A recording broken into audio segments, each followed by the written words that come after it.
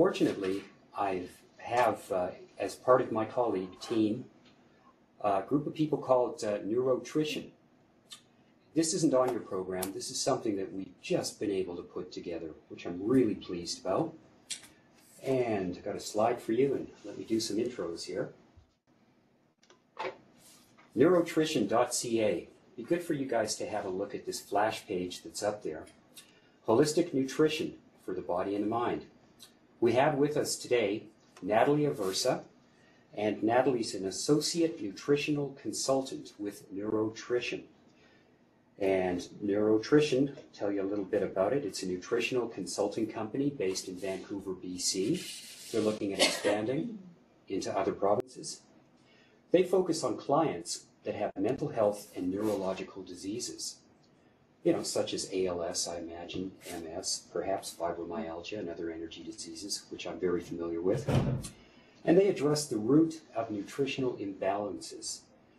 They do meal prep according to the needs and preferences of their clients. They're quite scientific. I quite enjoy talking to them.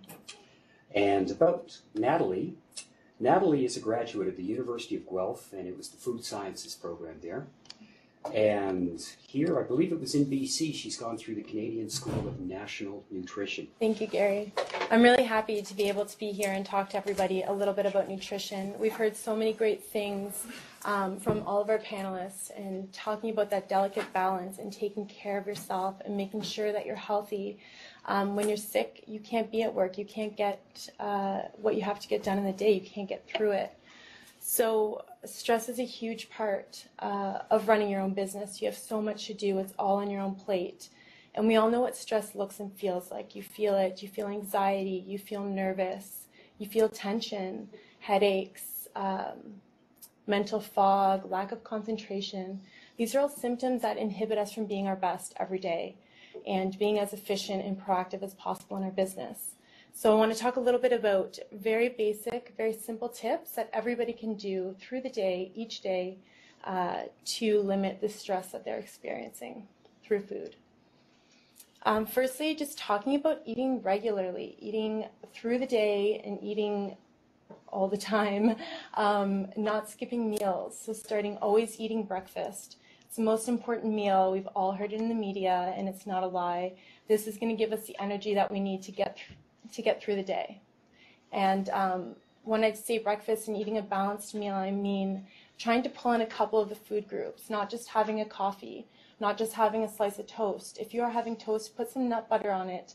A little bit of that fat and a little bit of the protein put together with the carbs is what's going to give us that long, sustained energy that we need when you're busy through the day.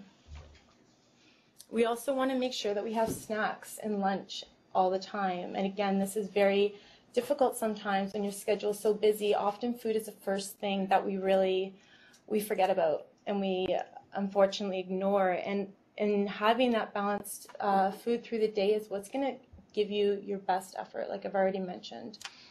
So snacks, again, so getting some of the fat, getting some of the protein, some nuts and seeds, and the yogurt is a great option. Having fruit, but when you're having the fruit, making sure that you put some sort of fat and protein again. And the reason that I say this is because it all comes down to blood sugar balance. And this is going to tie into the diabetes that I'm going to talk about next.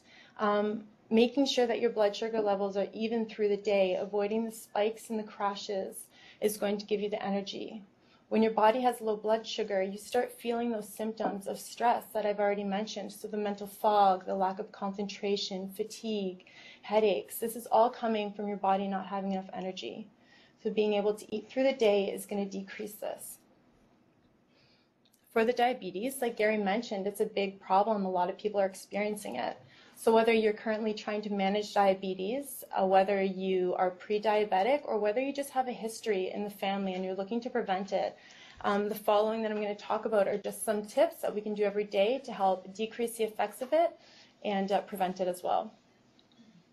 So again, eating small, frequent meals. This is very important. Going back to the blood sugar, keeping it stable. Making sure you're at least eating every 4 hours something, even if it's a small handful of nuts, seeds. Very simple. Have it with you through the office or through the day, wherever you happen to be. Another thing is food combining. And I've already touched on this briefly, but it's the idea of always taking a little bit of a protein, a little bit of fat, along with the complex carbohydrates, all again to keep the blood sugar levels balanced and stable, giving you longer energy through the day, helping avoiding those crashes, that 3 o'clock crash when you're reaching for a coffee or reaching for something sweet and sugary. It's just because your blood sugar levels are a little bit down and you need to get them back up. So also with the coffee, a lot of us drink coffee through the day to get that boost, and that's fine. But coffee is going to have the same effect on our blood sugar as eating something that's just sugar. Again, spiking it very quickly and dropping it back down very quickly, leaving you feeling sluggish and tired. So making sure that you eat something while you're drinking your coffee is very important in getting those blood sugar levels a little bit more stable. And then lastly, I just want to touch a little bit on some of the alternative sweeteners, trying to avoid those refined white sugars, white bread, even the whole wheat. We always want to opt for whole grain, and trying to avoid the refined foods as much as possible, because these are very difficult for our body. They drop our sugars very quickly. So some alternatives would be a raw honey. So something that on the label says unpasteurized and or raw honey. This is actually very good, helps balance our blood sugars. Real maple syrup, again, full of really great nutrients and minerals that help reduce those drops and the spikes in our blood sugar. Blackstrap molasses is loaded with the good B vitamins, iron, chromium, all these minerals, again, super important to make sure that we have that long sustained energy. And also agave syrup is another option as a sweetener. So taking all these little tidbits and practicing them each day is going to help reduce the stress in your body. It's going to help reduce the fatigue. It's going to give you that added energy that you need to get through the day and to be as efficient as you can with your time, because we all know it's very important. And as all of our panelists have mentioned, that delicate balance of taking care of yourself. And when you're not taking care of yourself, your business isn't going to thrive as much. So taking that effort, putting that effort forward is very important. Thank you, Natalie.